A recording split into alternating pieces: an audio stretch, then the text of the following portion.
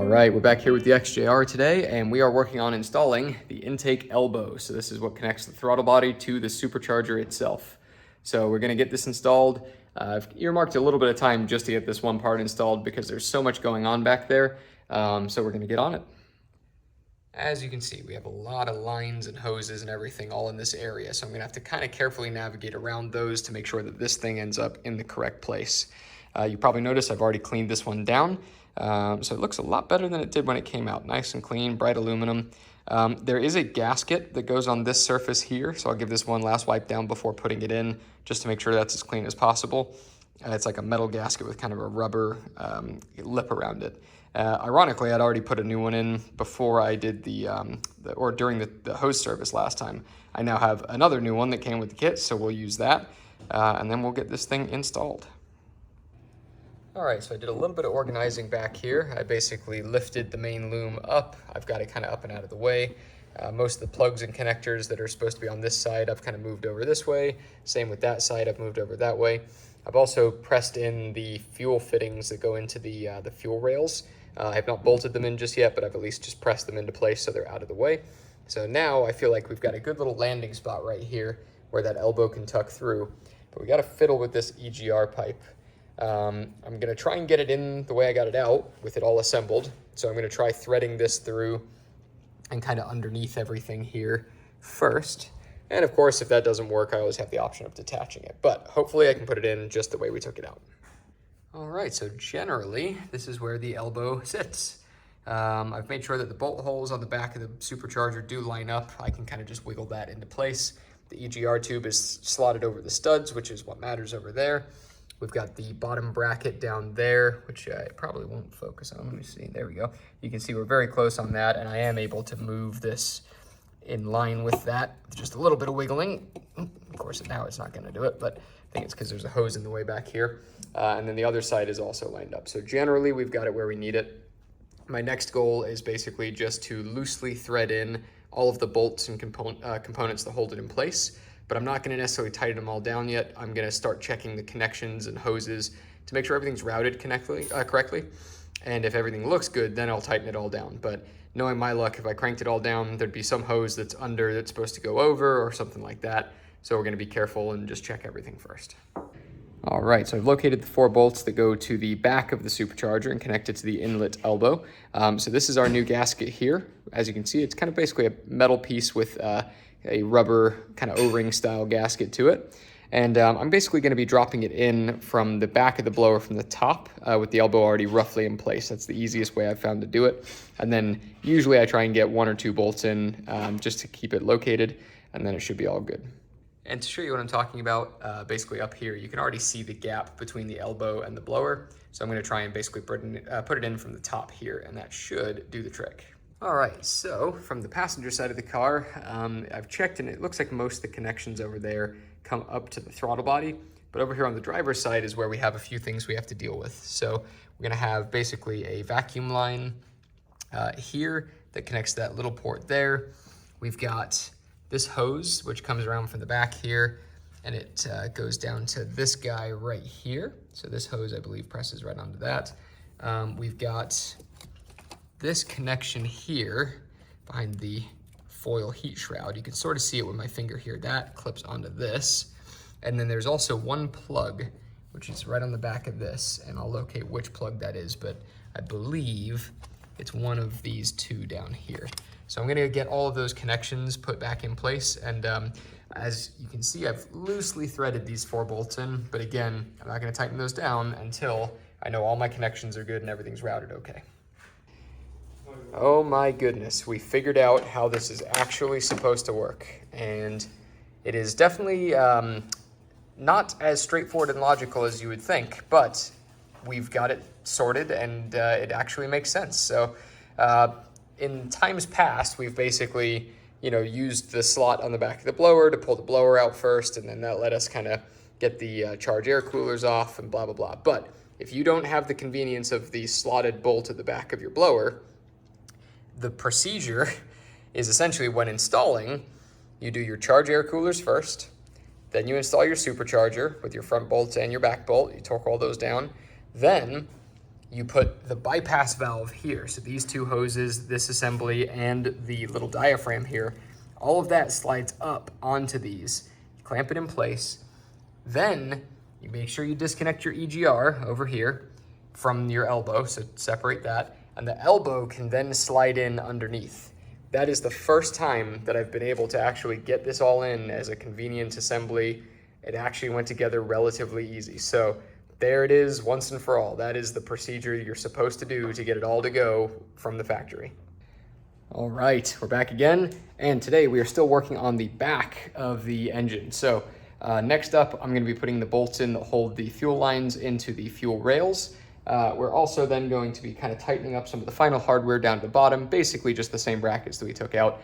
Then we're going to connect all of the lines that are basically lower down there, so your hoses and any little plugs and things like that.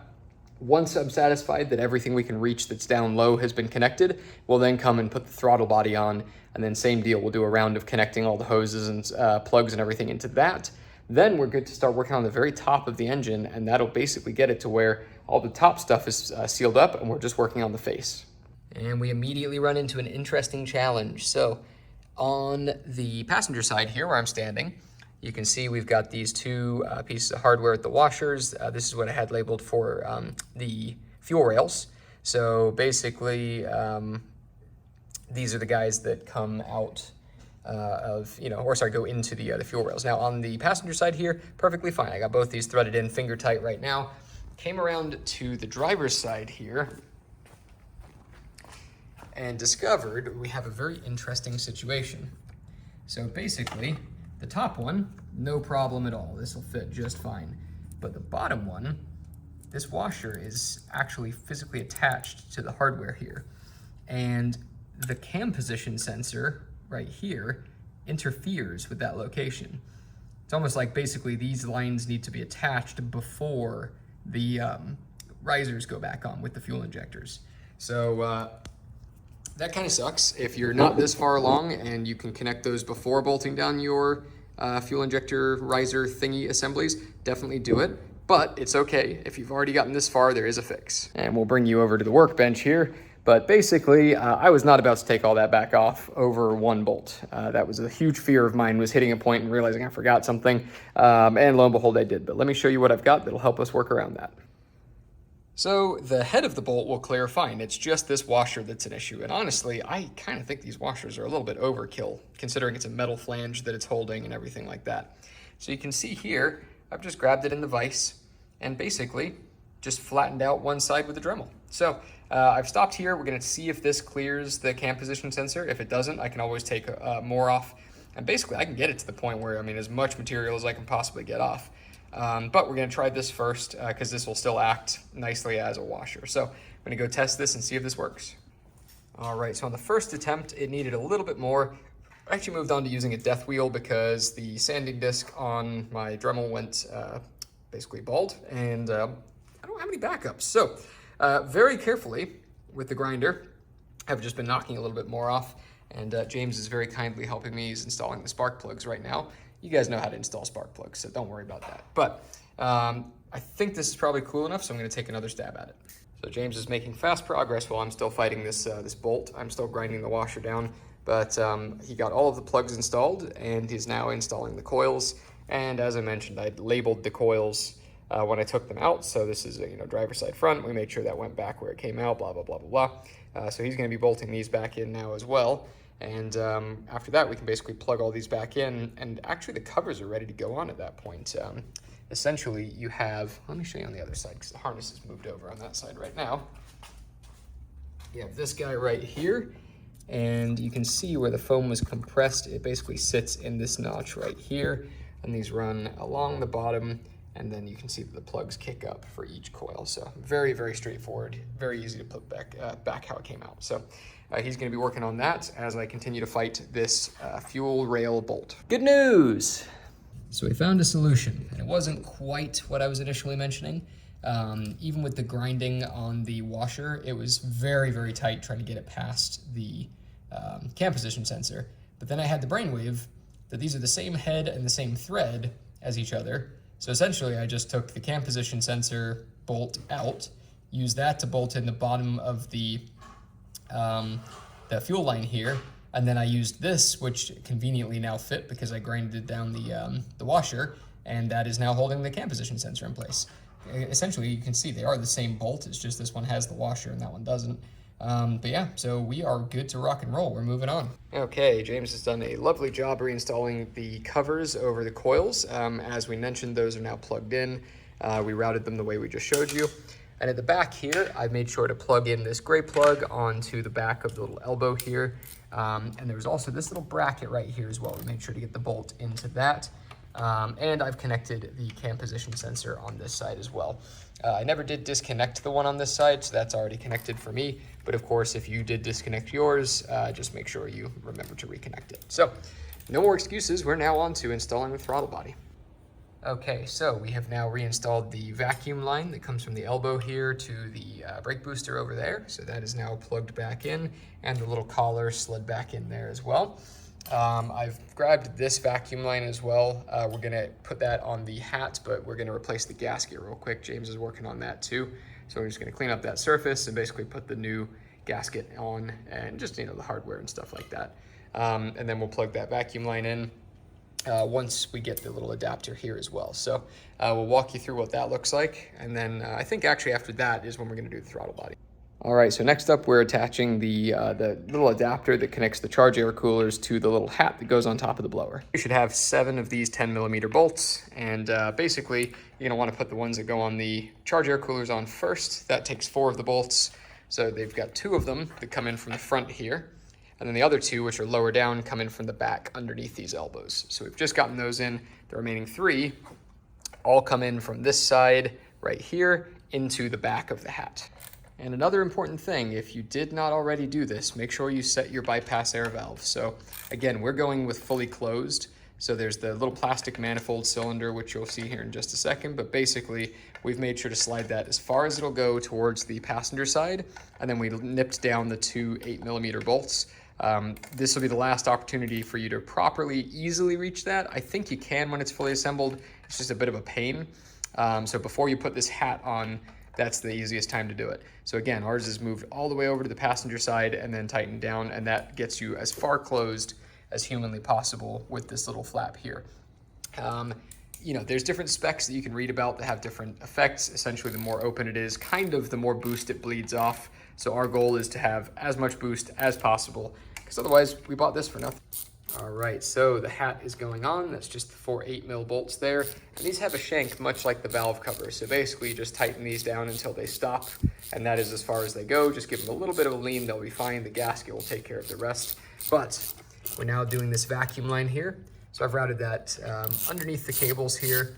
There's a small extension piece right there with the little T-fitting that plugs onto the elbow. Then you'll see you have this male barb here.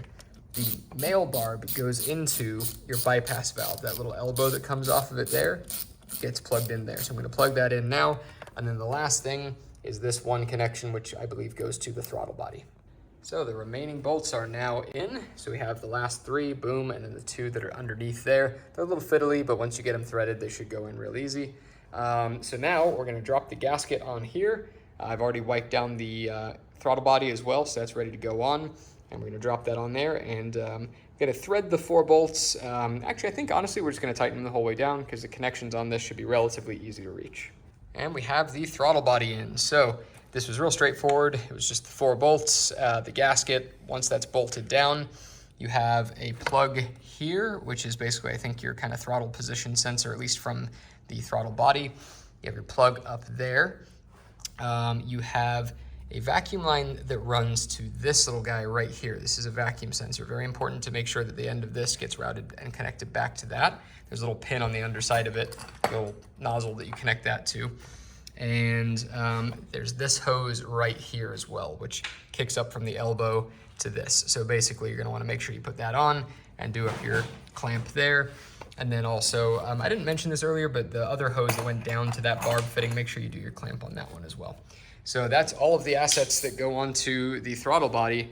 So the whole top side of the engine is pretty much done.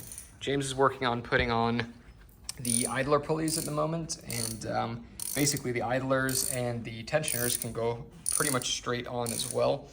and then we'll be working on the crank pulley. All right, we are back again on the Jag, and it is surreal seeing an almost complete engine back there. So let's kick things off. So the major remaining components of this now are basically going to be the two kind of curved barriers that go here that mount like the coolant reservoir and a few of the pumps and accessories. So we got one of those on each side. That'll be a little bit annoying and fiddly. And then essentially the crank pulley, because that's always going to be fun. Basically, we just got to get that on. We'll remove the red piece there, set the pulley in place, and we got to get that done to its incredibly high torque spec. So that'll be entertaining. And then after the crank pulley is on, we are then going to move on to doing like the air intake and the fan assemblies and things like that, which should all be a little more straightforward. Also, another interesting thing that I discovered, we basically split the water pump in half to take the timing cover off. In essence, we just removed the outer side of it, which has the impeller on it. And this gasket was looking a little bit sad. As you can see here, it's kind of flaking and everything like that. So my mindset was that I was going to purchase another gasket. And I've done a bunch of research and I cannot seem to find the internal gasket that connects the two cases together. Essentially, you can only get the gasket that attaches the whole water pump assembly to the actual engine block. So the good news is, as you can probably tell by the way I was holding this, this is actually a metal inner gasket and it has a ridge on it. So that's a very good design. That's what a lot of the gaskets on this car are. My theory is I'm going to actually pretty much just take all of the coating off of this, wipe it down, clean the metal as thoroughly as possible. Just knock any debris, anything off of it. And then I'm gonna basically do a thin film of RTV on both sides of the metal gasket and reseal the water pump that way.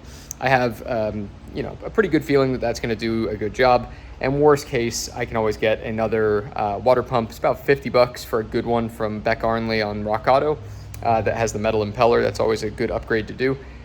Mostly the reason I'm not doing that right now is time. Honestly, it would be back into next week before I got it, and my goal is to get this thing first start this weekend. So we're gonna go with this water pump, and if it leaks, we hold off, we get the new water pump. So I've wasted about as much time as I can trying to go back and forth on what I wanna do. I think I'm going to try and tackle the little inserts here, the kind of shields that go around the corners, because as much as they're not super fun and it would be easier with two people, I do think that I can kind of cobble my way through that.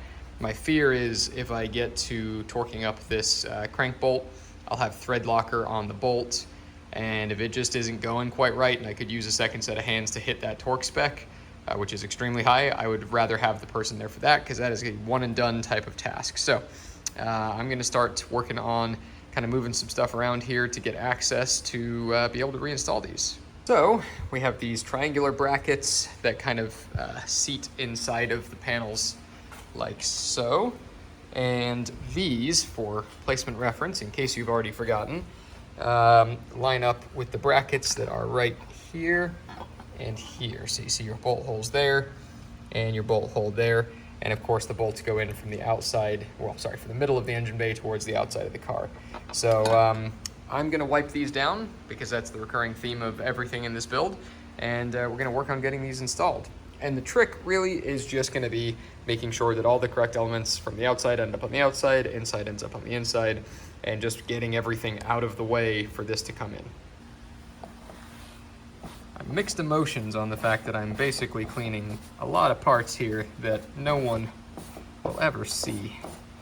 But you guys. But honestly, I can tell you that I've done this on almost every car I've ever owned, and anytime I do a project, and my goodness, does it make me feel better just knowing that it's as clean as possible. Plus, if you do get like a leak or have an issue, having clean parts really helps you narrow down where it is. Whereas if everything's all dirty and greasy, and then there's more oil and grease being added to that, sometimes it can be hard to spot.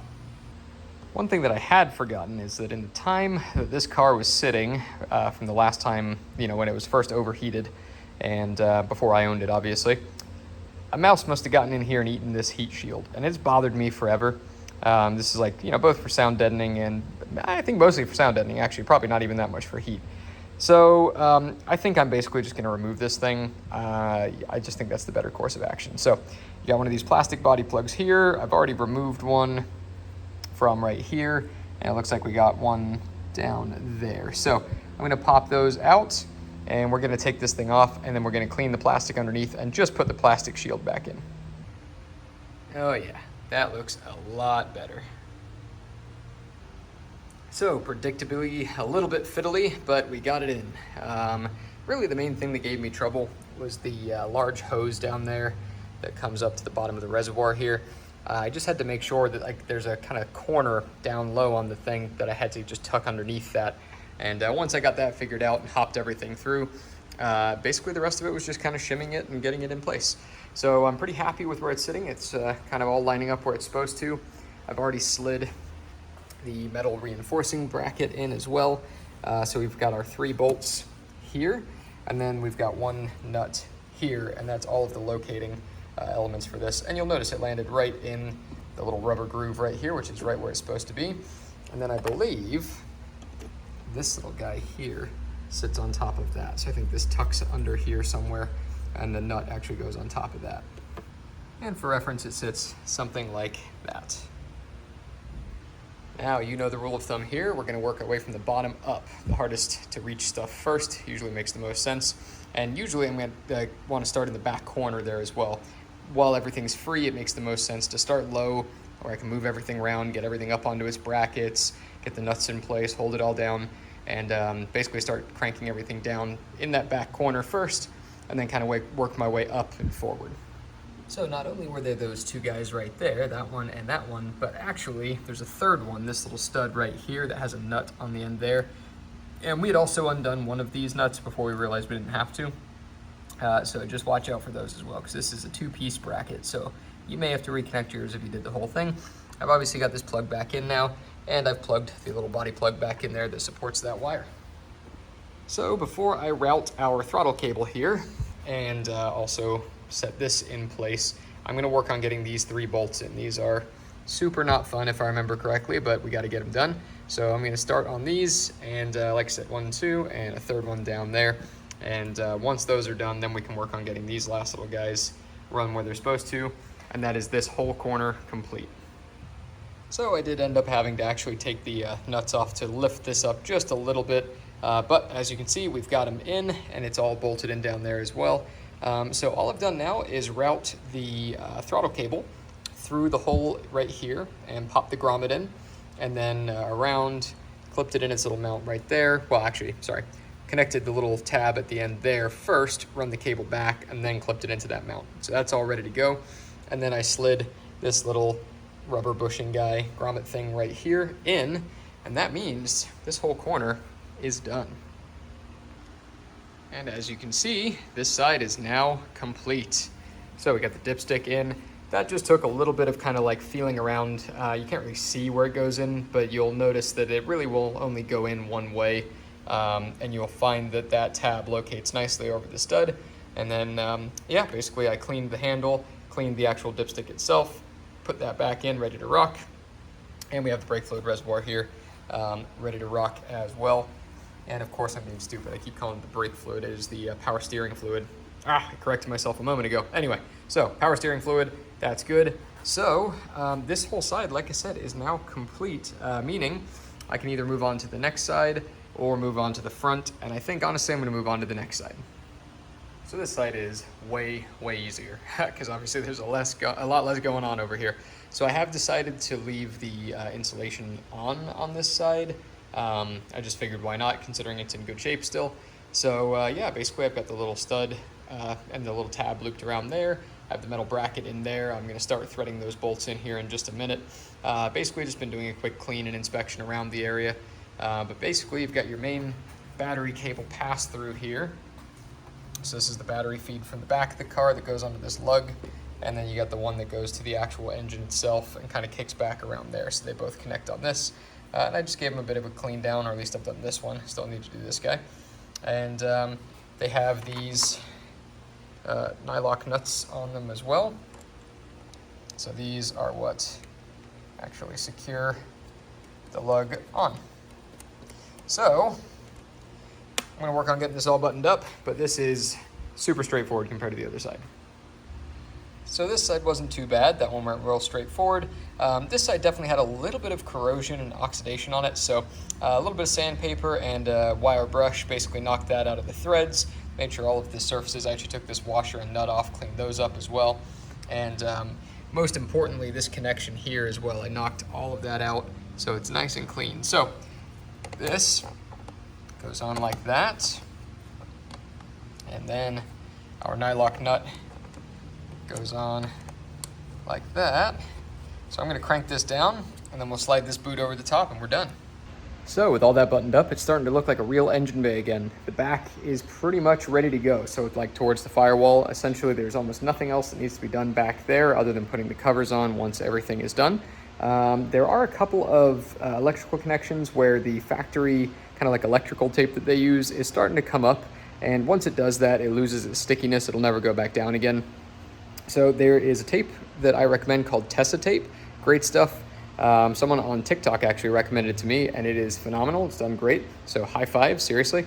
And basically, just going to use some scissors here, snip some lengths of that, and kind of go over each of these and just tidy them up. So I'm going to work on that for a little bit here, and I think that'll get me to a good spot to where the front loom and all of that is kind of cleaned up and ready to go. So when I do the crank pulley next time, kind of gets the front end done. I realized that now would be a great time to put our freshly cleaned oil pan back in. And the oil pan is on. So the torque sequence can easily be looked up online, but basically similar concept where you sort of hop around. You're not doing like one side all the time or like all the corners first.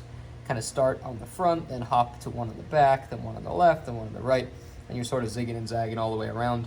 And these go to 12 Newton meters, which is right around 9 foot-pounds of torque. But be careful, you definitely don't want to over-tighten these, and you are still going into aluminum. And I think that wraps it up for me for today. So we're going to pick this up another day here soon. But if this has been fun or entertaining for you, please hit that like button. Really appreciate that. That helps other people see the video, tells them that it is good content. And of course, if you watch more than one of these, please consider subscribing, because that means you're probably going to want to see more. And if you really, really love it, or we're helping you out a bunch by you being able to follow along as we do this crazy business, please do consider hopping over to our Patreon and supporting us over there. Really means the world to us, and every little gesture helps, honestly. So again, thank you so much for everyone that has done that. And for now, we'll see you on the next one.